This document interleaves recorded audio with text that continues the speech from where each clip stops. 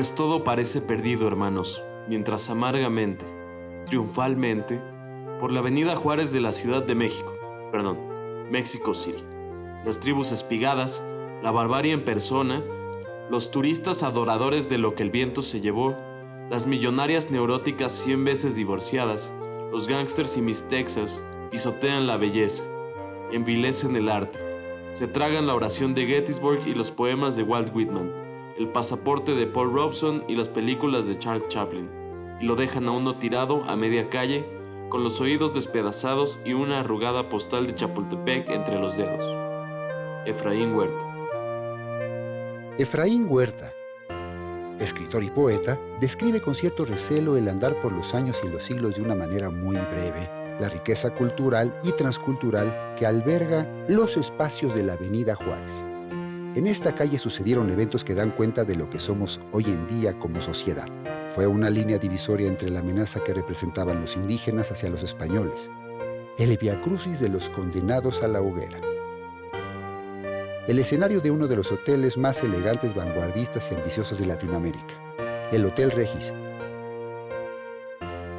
así como también el aposento de uno de los paseos más icónicos de nuestra ciudad, la Alameda Central, sede a su vez del hemiciclo a Benito Juárez, sin olvidar una de las construcciones más emblemáticas y costosas en la historia del país, el Palacio de Bellas Artes.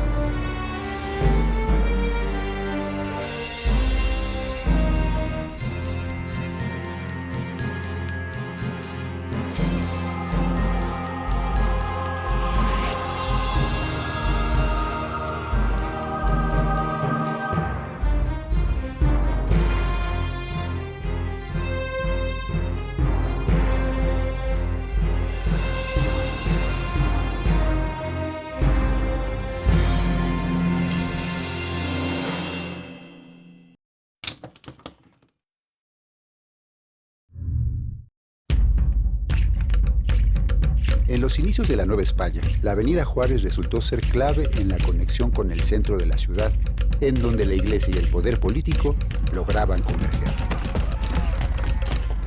Durante la época colonial, esta calle llevó el nombre del Calvario.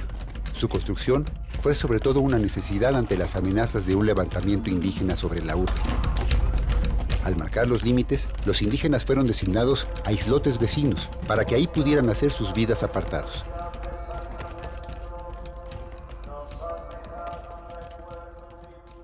A finales del siglo XVI, el virrey Luis Velasco termina la construcción de la calle, agregándole la Alameda. Siendo conscientes del crecimiento de la población indígena, las autoridades novohispanas construyen edificios con el fin de disciplinarlos y recluirlos. Así pues, en el cruce de las calles se encontraba La Acordada, en donde se erigía también un edificio con ese nombre y que fungía como una prisión de la que se cuentan terribles leyendas. Yace aquí la maldad aprisionada, mientras la humanidad es atendida, una por justicia castigada y otra por la piedad es socorrida. Pasajero que ves esta morada, endereza los pasos de tu vida, pues la piedad que adentro hace favores no impide a la justicia sus rigores. A lo largo de la calzada se encontraban varias capillas dedicadas al Viacrucis, mismas que andaban los condenados a muerte por el Tribunal de la Santa Inquisición. La mayor parte de ellos terminaban en la hoguera, en el edificio llamado El Quemadero, actualmente Hidalgo, y construido en 1556. Bien se retrataba esta realidad en el caso de doña Mariana Carvajal, que tras ser acusada por la Santa Inquisición de herejía y encubridora de herejes, cayó sobre su familia la maldición de anularse ante la sociedad y a ella como castigo ejemplar en la hoguera, montada en una bestia, en este caso un burro que pregonara su delito, quemada en vivas llamas hasta que se convirtiera en cenizas y de ella no haya ni quede.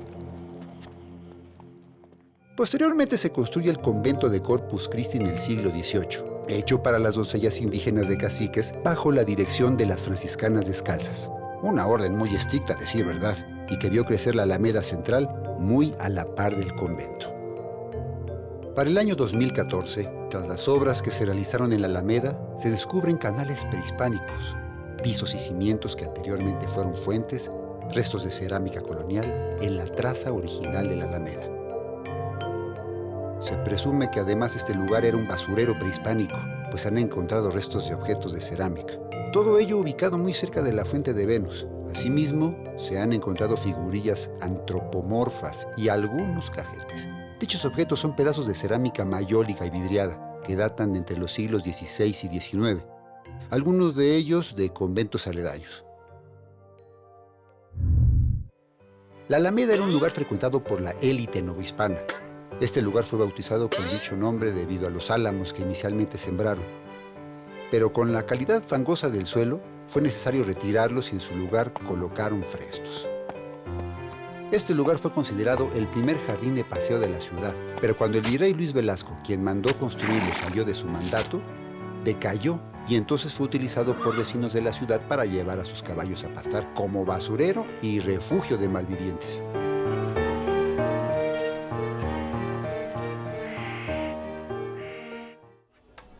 Bajo el mandato del virrey Carlos Francisco de la Croix en 1775, la Alameda adquiere una forma rectangular y agrega 4 nuevas fuentes.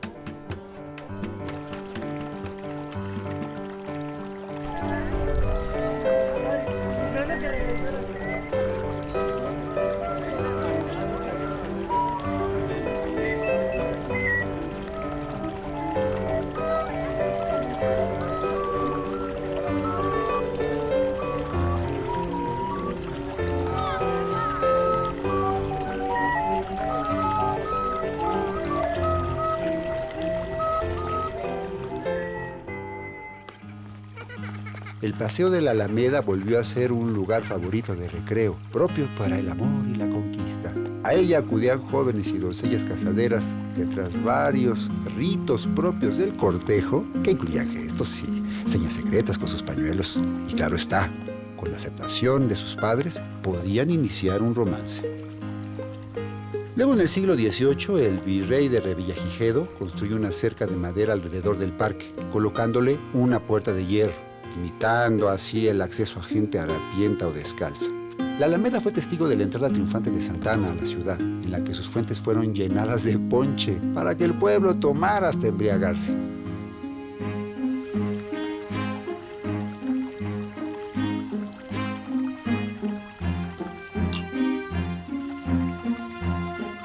Bajo el imperio de Maximiliano, su esposa Carlota, la emperatriz, gustaba de pasear por la Alameda, quien a su vez mejoró los jardines, mandando sembrar rosas y donando la fuente de Venus conducida por los céfiros, de Marturín Moro.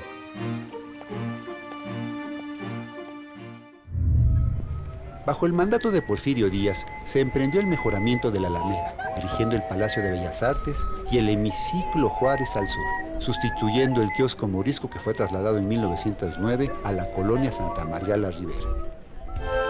El presidente Porfirio Díaz retomó además la costumbre de realizar recitales musicales los domingos, evento que perdura hasta nuestros días.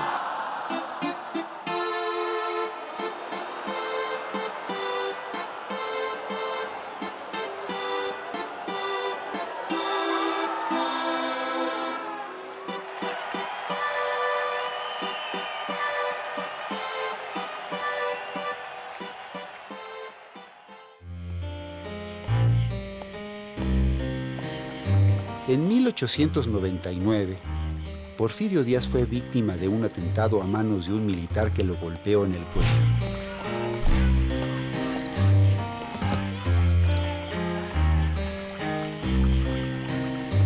El presidente, algo aturdido, mostró un poco de clemencia ante él, diciendo: no, compadre, le dijo al general Pradillo, que no se le haga nada. Hay que entregarlo a la justicia.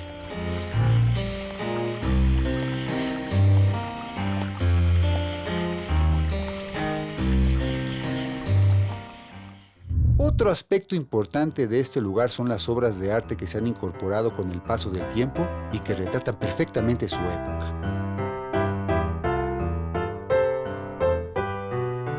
Una obra icónica es la de Diego Rivera titulada Sueño de una tarde dominical en la Alameda Central, a petición del Hotel del Prado.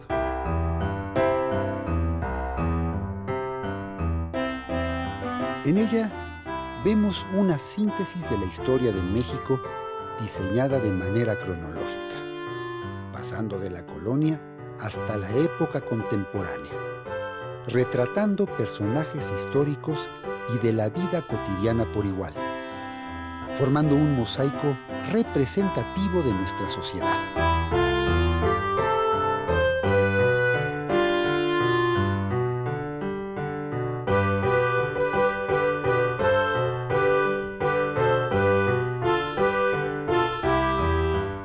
En la actualidad, la Alameda cuenta con 13.2 hectáreas, seccionadas en 24 triángulos que a su vez forman 7 glorietas, con 5 fuentes y cada una con una estatua de pie.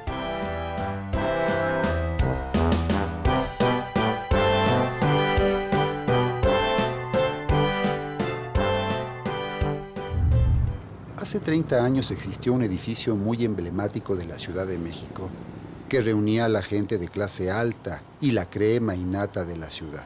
Un edificio de aproximadamente 71 años de edad, el Hotel Regis. Porfirio Díaz fue el encargado de mandarlo construir para que fuera la sede del periódico El Imparcial, en la avenida Juárez 77, con una estructura de acero. Posteriormente, el edificio se convirtió en una serie de departamentos sin mucho éxito. Fue entonces cuando Rodolfo Montes lo adquiere para construir el Hotel Regis, luego llamado Ritz, y que con la caída de Victoriano Huerta fue llamado Regis otra vez. Este hotel sufrió algunas modificaciones con el fin de ser el mejor hotel de todo México. Se le añadió un piso, un reloj en la azotea, un espacio para el teatro de la Bombonera Regis, que después sería un cine con el mismo nombre, un restaurante llamado Don Quijote y un bar que lleva el mismo nombre.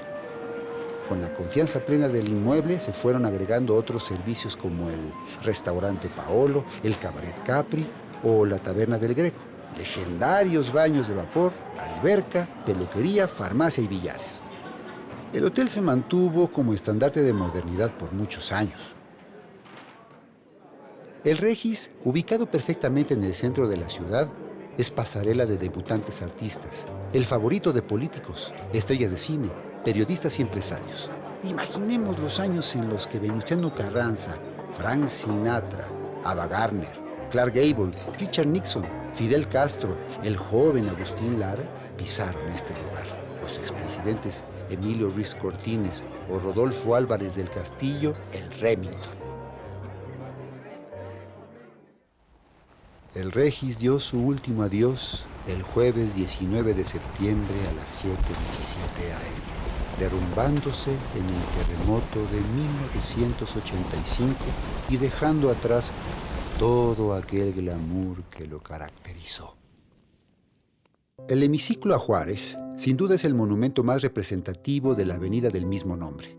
Su construcción se hizo con una prisa intempestiva de 10 meses, en los que miembros del ejército removieron el pabellón morisco hasta la Alameda de Santa María la Ribera.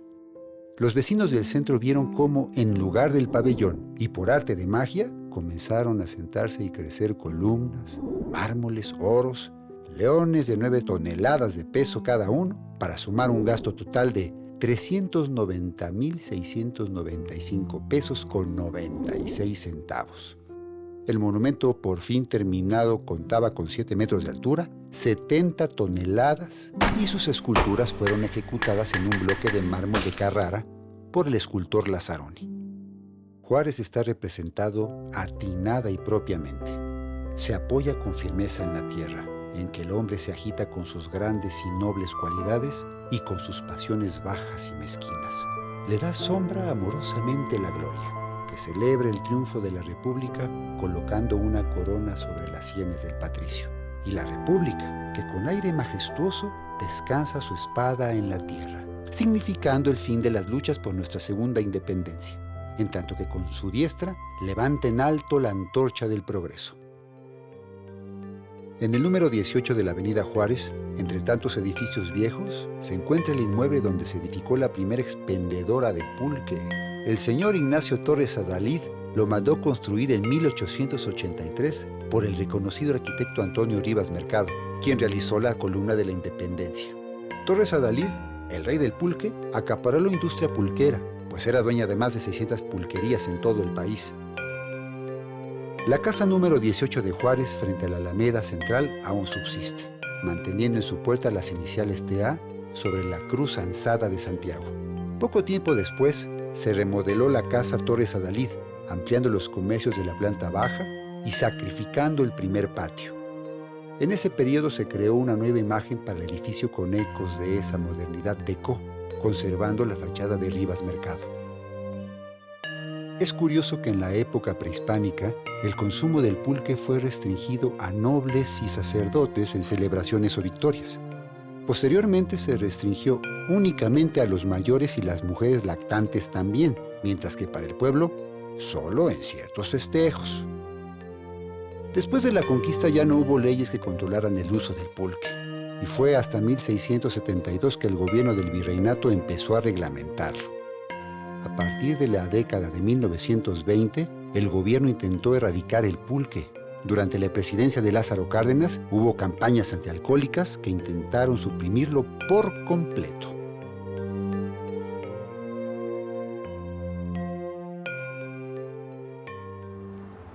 A principios del siglo XX, Porfirio Díaz puso en marcha el proyecto del Teatro Nacional para reemplazar el antiguo, pretextando la celebración del centenario de la independencia de México y la búsqueda de aumentar el crecimiento de la ciudad hacia el lado oeste.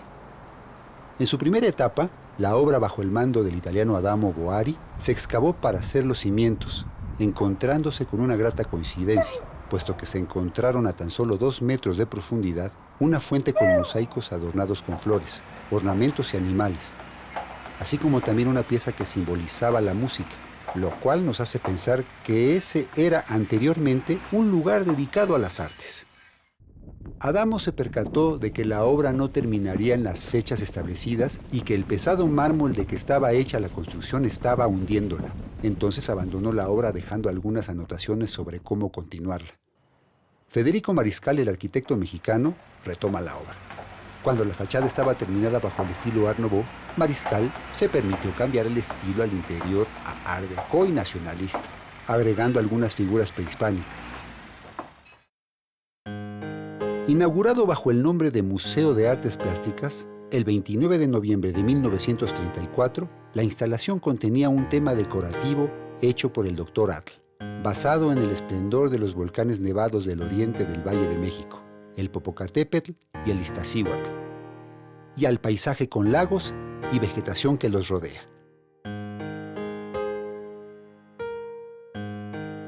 El telón fue hecho por la famosa joyería Tiffany, dividido en 206 paneles de 3 metros cuadrados, para lo cual se usó cerca de 1 millón de piezas de vidrio iridiscente, a prueba de fuego y de agua. La cortina revive cuando es iluminada al principio de cada función, con la lenta y dramática secuencia de un espectacular amanecer que dura varios minutos.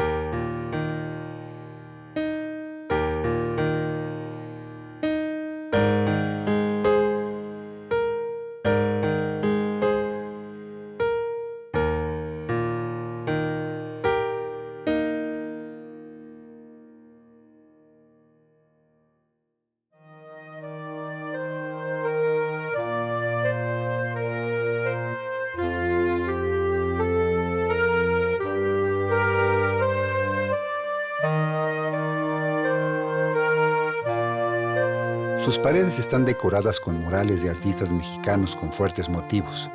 En el muro poniente está El hombre controlador del universo, de Diego Rivera.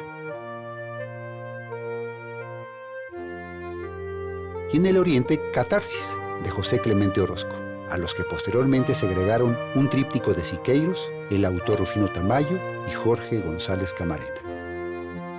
Actualmente el Museo del Palacio de Bellas Artes exhibe de forma permanente 17 obras murales de 7 artistas nacionales, ejecutadas entre 1928 y 1963.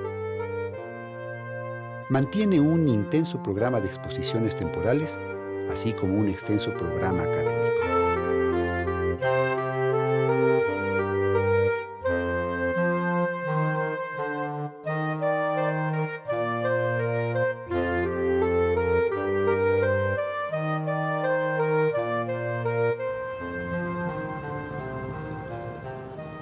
Juárez se alza como una avenida llena de refinado gusto que pretendía ser para un sector elitista de la población y terminó siendo un conjunto del que hoy en día todos podemos disfrutar.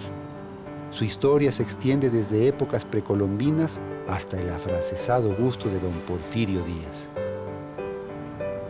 En la actualidad, la belleza que resalta de esta calle se detiene en el tiempo como el paisaje aquel que dura solo un instante cuando se levanta el telón del Palacio de Bellas Artes.